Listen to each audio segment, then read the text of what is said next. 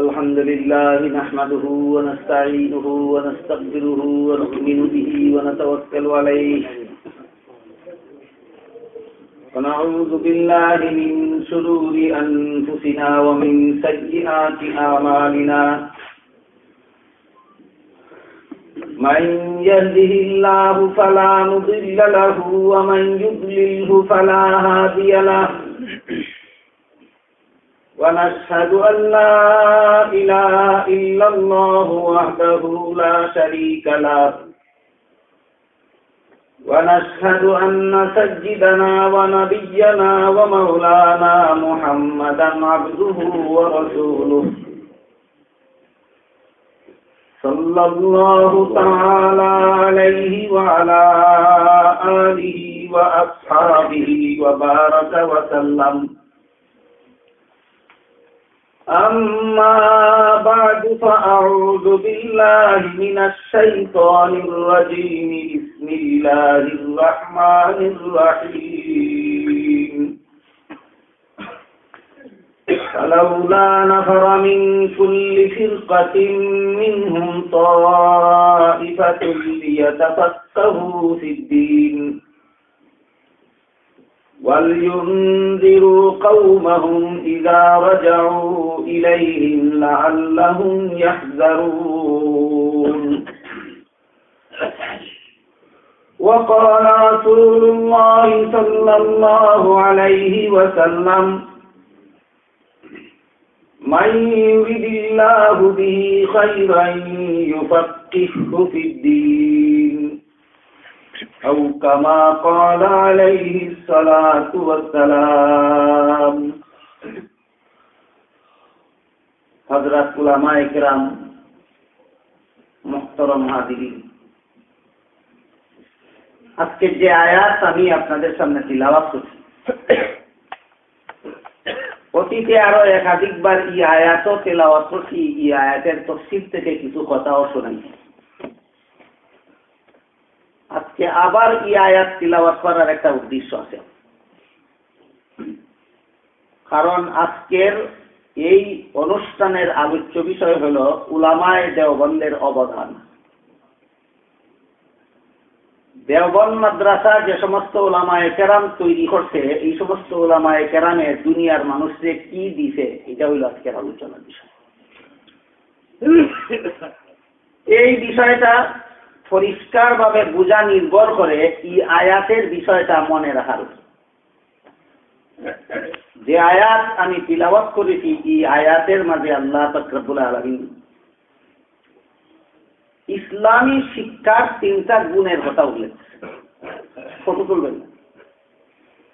ইসলামী শিক্ষার তিনটা গুণ, একটা হলো ইসলামী শিক্ষার বৈশিষ্ট্য,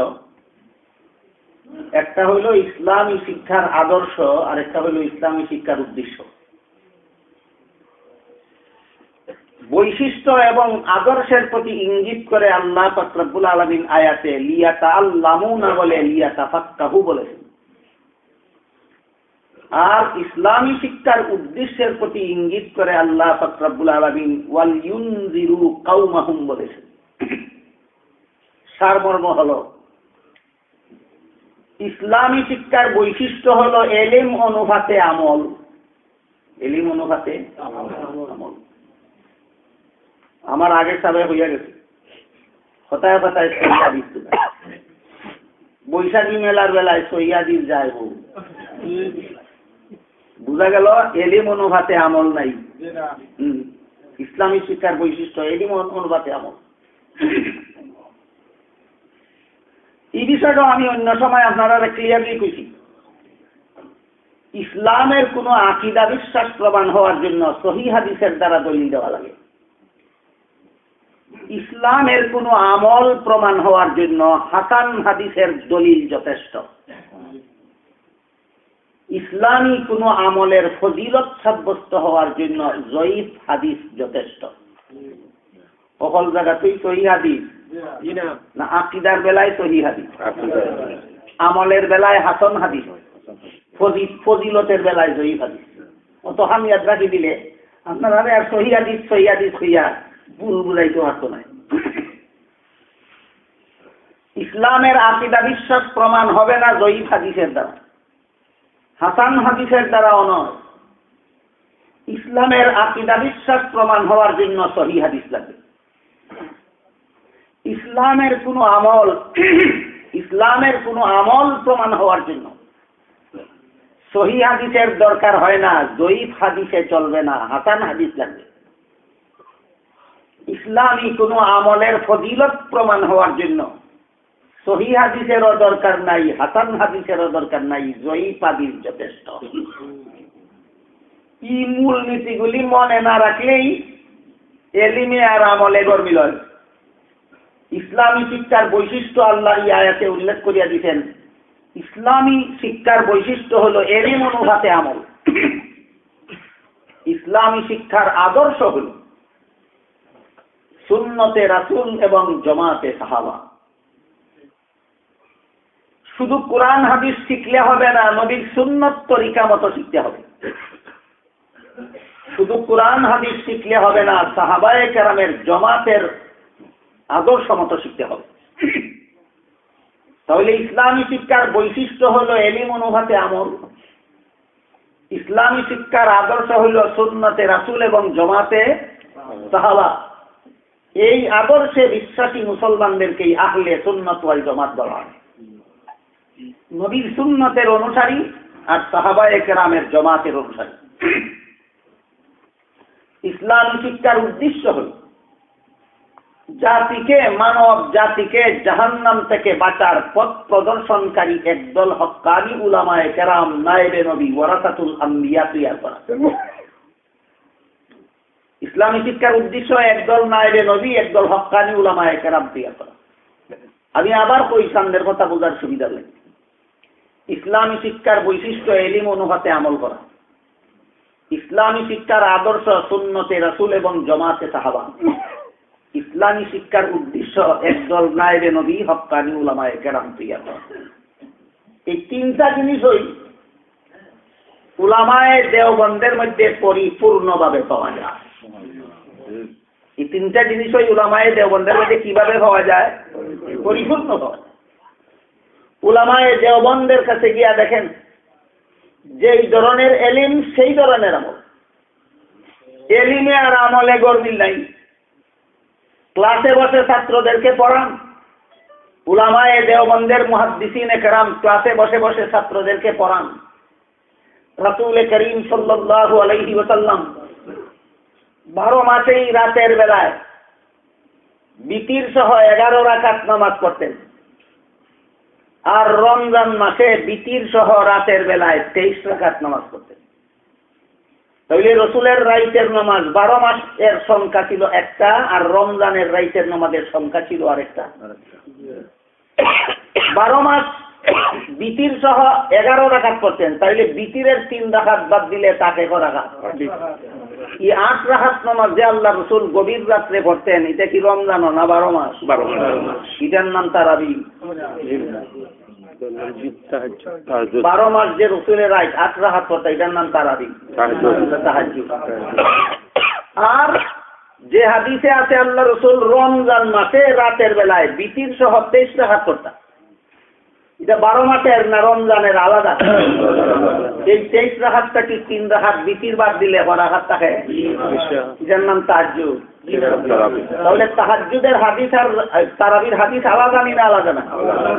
এখন যদি তাহাজ্জুদের হাদিস নিয়ে তারাবির লাগাই যায়, এলিমে আর আমলে মিল হইল, এটা কোনটা কব না গরমিল হইল? উলামায়ে দেওবন্দের মধ্যে এইরকম গরমিল হইতা নাই। উলামায়ে দেওবন্দের এলিমে আর আমলে মিল আছে। উলামায়ে দেওবন্দ সুন্নতে রাসূল আর জামাতে সাহাবার আদর্শে বিশ্বাসী। উলামায়ে দেওবন্দ হক্কানি উলামায়ে কেরাম, নায়েবে নবী তৈরি করে। অন্যরা কি বেশি? উলামায়ে দেওবন্দের মাঝে ইসলামী শিক্ষার এই 3 গুণ পুরাপুরি পাওয়া যায় কেন? তার কারণ হইল এই দেওবন্দ মাদ্রাসার বাহ্যিক প্রতিষ্ঠাতা কাসিম নানুতুবি হইলেও দেওবন্দ মাদ্রাসার আধ্যাত্মিক প্রতিষ্ঠাতা ছিলেন স্বয়ং মুহাম্মদুর রাসূলুল্লাহ। জাহিরি ভাবে কাসিম নানুতুবি দেওবন্দ মাদ্রাসা বানাইছে, বাতিনি ভাবে মুহাম্মদুর রাসূলুল্লাহ দেওবন্দ মাদ্রাসা বানাইছে। জাহিরি ভাবে কাসিম নানতুবিয়া বানাইছেন কিভাবে, বাতিনিভাবে মুহাম্মাদুর রাসূলুল্লাহ বানাইছেন কিভাবে, এই দুইটা কথা অবশ্যই আমাদের বোঝার মতো ব্যাপার। আমরা বাংলাদেশের স্বাধীনতা লাভ করেছি 1971 সালে। এর আগে বাংলাদেশ ছিল না, এটা ছিল পূর্ব পাকিস্তান। আর বর্তমানের পাকিস্তান আছিল পশ্চিম পাকিস্তান। উভয় পাকিস্তান স্বাধীনতা লাভ করেছিল 1947 সালে।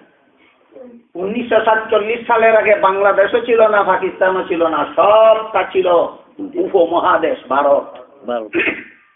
1947 সালের আগে সবটুকু ভারত ছিল। এই ভারত খ্রিস্টীয় 17 শতাব্দীর আগে সমস্ত ভারত শাসন করতেন মুসলমানেরা। যে সমস্ত মুসলমানেরা সমস্ত ভারত শাসন করতেন, এই সমস্ত মুসলমান শাসনকর্তাদের একজনের নাম ছিল বাদশাহ আলমগীর। বাদশাহ আলমগীর এত বড় দেশ শাসন করা সত্ত্বেও রাষ্ট্রীয় তহবিল থেকে তিনি কোনো বেতন গ্রহণ করতেন না। তিনি আলাদা ইনকামের দ্বারা তার সংসার চালান। বাদশাহ আলমগীর শুধু একজন বাদশাহ ছিলেন না, আল্লাহর একজন বিখ্যাত ওলি ছিলেন, বিখ্যাত আলেম ছিলেন। তার যুগের বড় বড় আলিমগণের সহযোগিতায় তিনি পৃথিবীর বিখ্যাত ফতোয়ার কিতাব রচনা করতেন, ফতোয়া আলমগিরি। বাদশাহ আলমগীরের নামে নামে ফতোয়ার কিতাবের নাম হইতে ফতোয়া আলমগিরি। ফতোয়ার কিতাবের নাম আলমগিরি। কার নামে নামে? একজন আলিমের নামে নামে না, একজন বাদশার নামে। আমরা স্বরূপ এখান থেকে এই বাদশা কত বড় আলিম ছিলেন, বাদশা কত বড় আল্লাহওয়ালা ছিলেন। এই সমস্ত মুসলমান শাসনকর্তারা যখন সমস্ত ভারত শাসন করতেন, তখন সমস্ত ভারতে 12 লক্ষ মাদ্রাসা ছিল। 12 লক্ষ মাদ্রাসা ছিল। সুবহানাল্লাহ। কোন একটা মাদ্রাসা পরিচালনার জন্য সরকারি সাহায্যেরও দরকার হইতো না, পাবলিকের সাহায্যেরও দরকার হইতো না। মাদ্রাসার নিজস্ব সম্পত্তির আয়ের দ্বারাই মাদ্রাসা সারা বছর চলতে পারত।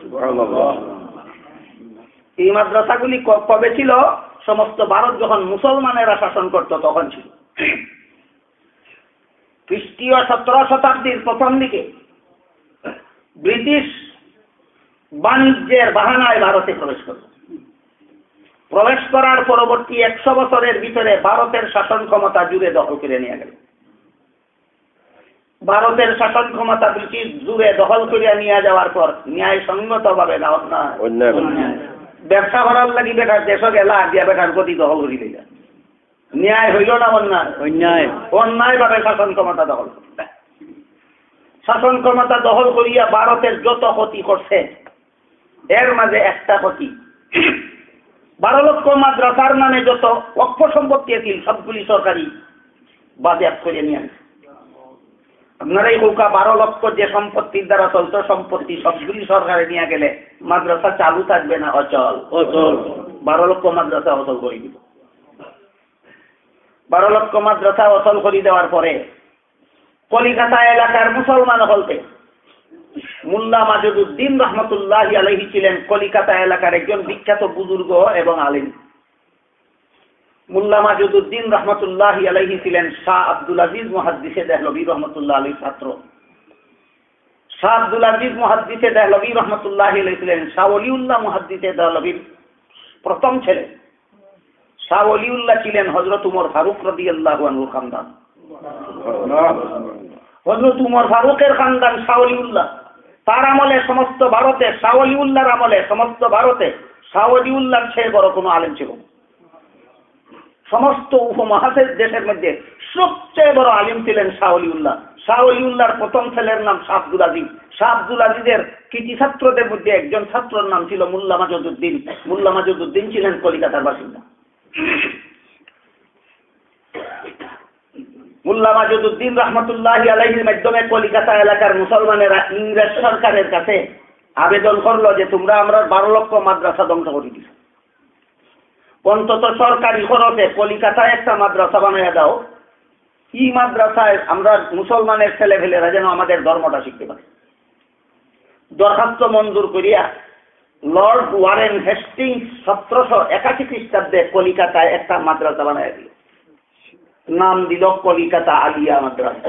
এখান থেকে উপমহাদেশের আলিয়া মাদ্রাসার ইতিহাস শুরু হয়।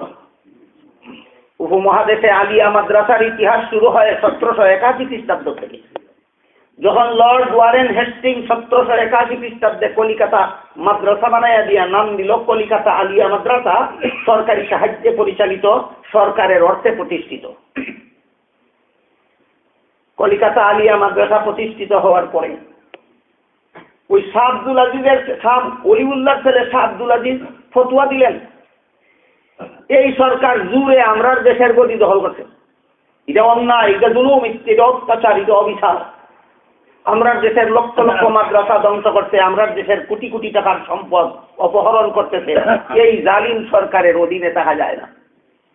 শাহ আব্দুল আজিজ ফতোয়া দিলেন।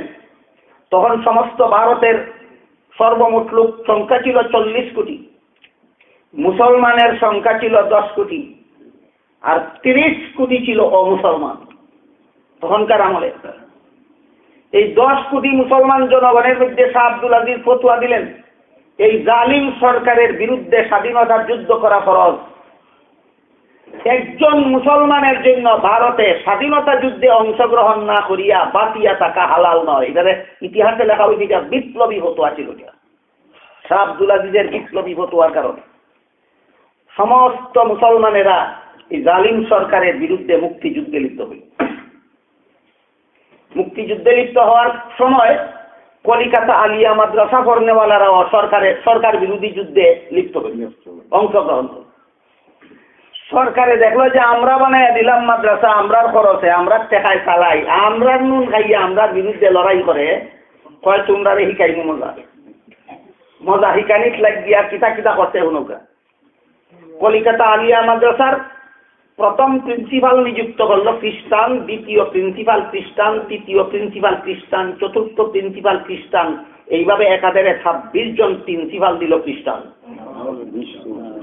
ইসলামী শিক্ষা প্রতিষ্ঠান মাদ্রাসার প্রিন্সিপাল খ্রিস্টান হইলে ইসলামী শিক্ষার 12টা বাজার আর কত বাকি থাকবে। এরপরে কলিকাতা আলিয়া মাদ্রাসার সিলেবাসটা কি হাদিস তাফসীরের কিতাব ক্যান্সেল করে দিল। তার বাদে আইন পাস করে দিল, ইংরেজি ভাষার মাধ্যমে যারা লেখাপড়া করব তারারই শুধু আমরা শিক্ষিত হইব, বাংলা ভাষায়, উর্দু ভাষায়, ফার্সি ভাষায়, আরবি ভাষায় যারা লেখাপড়া করবো এরারে আমরা অশিক্ষিত হইব। ওই কলিকাতা আলিয়া মাদ্রাসা পড়নেওয়ালা আলিমরা বানাই দিল বেকার। এর বাদে 1863 খ্রিস্টাব্দ থেকে 1866 খ্রিস্টাব্দ পর্যন্ত শাহ আব্দুল আজিজের ফতোয়ার কারণে উলামায়ে কেরাম মুক্তিযুদ্ধে অংশগ্রহণ করার অপরাধে 3 বছরে 14,000 উলামায়ে কেরামকে ফাঁসি কাস্টে জড়ায় দিল। 1863 খ্রিস্টাব্দ থেকে 1866 খ্রিস্টাব্দ পর্যন্ত 3 বছরে কতজন আলিমরে ফাঁসি দিল? 14,000 উলামায়ে কেরামকে ফাঁসি দিল। এর আগে যত জায়গায় এই জালিম সরকারের বিরুদ্ধে মুক্তিযুদ্ধ হয়েছে, এর মধ্যে একটা ইতিহাস প্রসিদ্ধ জায়গার নাম হইল শামিলি। শামিলির যুদ্ধের মাঠে এই জালিম সরকারের বিরুদ্ধে যে মুক্তি বাহিনী নিয়ে যুদ্ধ হয়েছিল, এই মুক্তি বাহিনীর প্রধান সেনাপতি ছিলেন কাসিম নানতুবি। কাসিম নানতুবির 3টা পরিচয় আমাদের জানা দরকার। একটা হলো তার বংশগত পরিচয়, একটা হইল তার শিক্ষাগত পরিচয়, আর একটা হইল তার রাজনৈতিক পরিচয়। কাসিম নানতুবির বংশগত পরিচয় হইল তিনি হযরত আবু বকর সিদ্দিক রাদিয়াল্লাহু আনহুর খানদান। কাসিম নানতুবির শিক্ষাগত পরিচয় হইল কাসিম নানতুবির উস্তাদের নাম মৌলানা মমলুক আলী, মৌলানা মমলুক আলীর উস্তাদের নাম শাহ আব্দুল আজিজ, শাহ আব্দুল আজিজের পিতার নাম শাহ ওলিউল্লাহ, শাহ ওলিউল্লাহ হযরত উমর ফারুক রাদিয়াল্লাহু আনহুর খানদান। কাসিম নানতুবির রাজনৈতিক পরিচয়, তিনি শামলির প্রান্তরে ইংরেজ সরকারের বিরুদ্ধে যে মুক্তি বাহিনী যুদ্ধ করেছিল সেই মুক্তি বাহিনীর প্রধান সেনাপতি ছিলেন কাসিম নানতুবি। কাসিম নানতুবি রহমতুল্লাহি আলাইহি যখন দেখলেন 1863 খ্রিস্টাব্দ থেকে 1866 খ্রিস্টাব্দ পর্যন্ত শুধু মুক্তিযুদ্ধে আলিমরা অংশগ্রহণ করার কারণে 14,000 আলিম ফাঁসি দিলাইছে, এই দেশে যদি আবার নতুন ভাবে আলিম তৈরির ব্যবস্থা না হয়, মুক্তিযুদ্ধ চলব দূরের কথা, দেশ স্বাধীন হইব দূরের কথা, এই দেশে ইসলামের অস্তিত্ব থাকবে না, মুসলমানের অস্তিত্ব থাকবে না। এই জন্য কাসিম নানতুবি রহমতুল্লাহি আলাইহি কয়েকজন সঙ্গী সাথী নিয়ে সরকারের অর্থে প্রতিষ্ঠিত হবে না, সরকারি সাহায্যে পরিচালিত হবে না, কওম বা জনগণের অর্থে প্রতিষ্ঠিত এবং পরিচালিত হবে এমন নূতন ধরনের মাদ্রাসা প্রতিষ্ঠা করার জন্য পরিকল্পনা গ্রহণ করলেন। কাসিম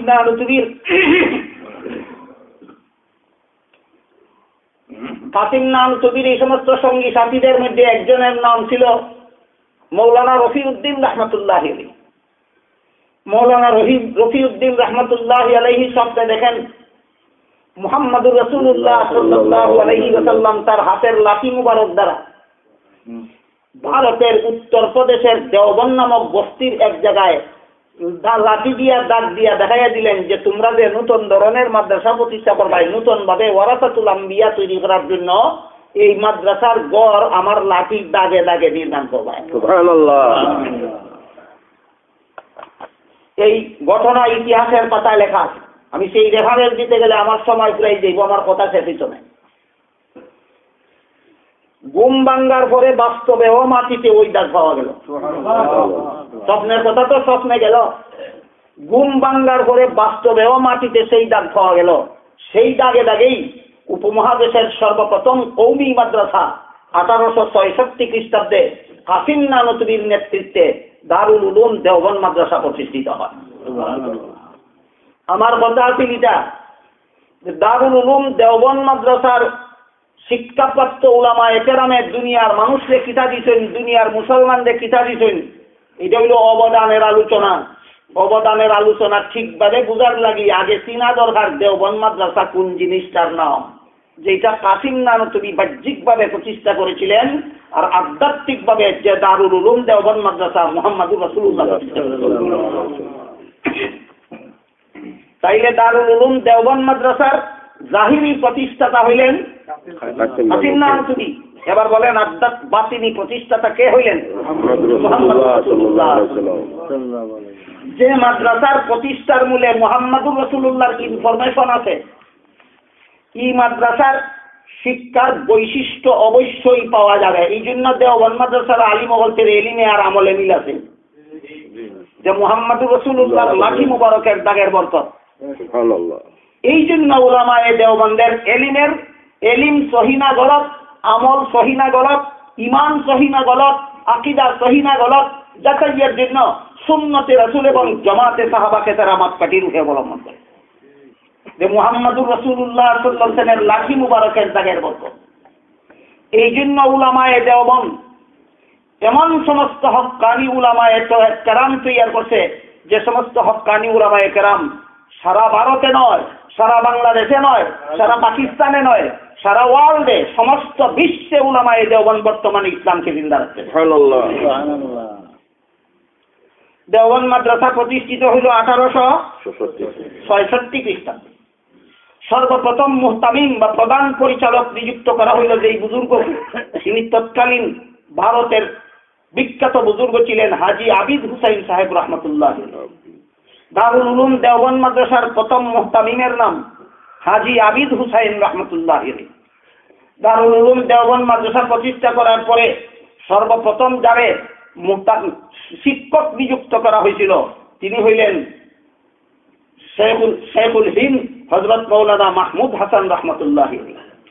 দারুল উলুম দেওবন্দ মাদ্রাসায় লেখাপড়া করার জন্য সর্বপ্রথম যে ছাত্র ভর্তি করা হইল, এই ছাত্রর নাম আওলাদে রাসূল হযরত মাওলানা হুসাইন আহমদ মদনী রহমতুল্লাহ। বুঝি থাকলে কলকাতা বহল দেওবন্দ মাদ্রাসা প্রতিষ্ঠিত হইল হবে। একটা করি ওখানে আমরা লেখন ইয়াদ করা দরকার। দেওবন্দ মাদ্রাসা প্রতিষ্ঠিত হইল 1866 খ্রিস্টাব্দে। জাহিরি প্রতিষ্ঠাতা কাসিম নানুতুবি, বাতিনি প্রতিষ্ঠাতা মুহাম্মদুর রাসূলুল্লাহ সাল্লাল্লাহু আলাইহি ওয়াসাল্লাম, সর্বপ্রথম মুহতামিম হাজী আবিদ হুসাইন সাহেব, সর্বপ্রথম উস্তাদ মোল্লা মাহমুদ, আর সর্বপ্রথম ছাত্র মাহমুদ হুসাইন আহমদ মদনী রহমতুল্লাহ। দারুল উলুম দেওবন্দ মাদ্রাসার প্রথম ছাত্র হুসাইন আহমদ মদনী রহমতুল্লাহ। পরবর্তীতে যখন দারুল উলুম দেওবন্দ মাদ্রাসার শিক্ষা পুরা জুড়ে চলল, আবার নূতন ভাবে জালিম সরকারের বিরুদ্ধে আন্দোলন শুরু হল। সেই আন্দোলন ছিল দেশকে জবরদখলকারীর হাত থেকে উদ্ধার করার আন্দোলন। উদ্ধার হয়েছে না হয়েছে না? আন্দোলন বিফল না সফল? সফল। হুসাইন আহমদ মদনী রহমতুল্লাহি আলাইহি তার উস্তাদ মাহমুদ হাসান দেওবন্দি রহমতুল্লাহি আলাইহির সাথে মালটার জেলখানায় বন্দি জীবন যাপন করতেন। এই ব্রিটিশ তাদেরকে মালটার জেলখানায় বন্দি করে রাখছে। বন্দি হয়েছিল যে বন্দি হওয়াটা বিফল গেল না সফল হইল? দেওবন্দ মাদ্রাসার প্রতিষ্ঠা বিফল হইল না সফল হইল? সফল হইল। আমি যদি প্রশ্ন করি কিভাবে সফল হইল, ভারতেও রাষ্ট্রীয়ভাবে ইসলামী আইন প্রতিষ্ঠা হইল না, পাকিস্তানেও ইসলামী আইন প্রতিষ্ঠা হইল না, বাংলাদেশেও ইসলামী আইন প্রতিষ্ঠা হইল না। বর্তমান দুনিয়াতে কোনো একটা দেশে উলামায়ে দেওবন্দ ইসলামী শাসন কায়েম করতে পারল না, আন্দোলন সফল কেন হইল? রাজনৈতিক আন্দোলন সফল করার নাম ইসলামের সাফল্য নয়। রাজনৈতিক আন্দোলন কোনো সময় সফল হইতে পারে, কোনো সময় বিফল হইতে পারে। মুহাম্মদুর রাসূলুল্লাহ সাল্লাল্লাহু আলাইহি ওয়াসাল্লাম যখন লা ইলাহা ইল্লাল্লাহর দাওয়াত দেওয়া শুরু করলেন, 40 বছর বয়স থেকে মক্কা নগরীতে 1013টা বছর পর্যন্ত দাওয়াত দিয়েছেন। মানুষের ঈমানের দাওয়াত দিয়েছেন, আমলের দাওয়াত দিয়েছেন, আখলাক গঠন করতেন। ঈমান, আমল, আখলাক কি পরিমাণ মানুষের গঠন হইল মক্কায়, যারা বিরুদ্ধবাদীদের মোকাবেলা করতে পারবে না ততক্ষণ পর্যন্ত রাসূল মক্কায় ইসলামী রাষ্ট্র প্রতিষ্ঠা করেননি।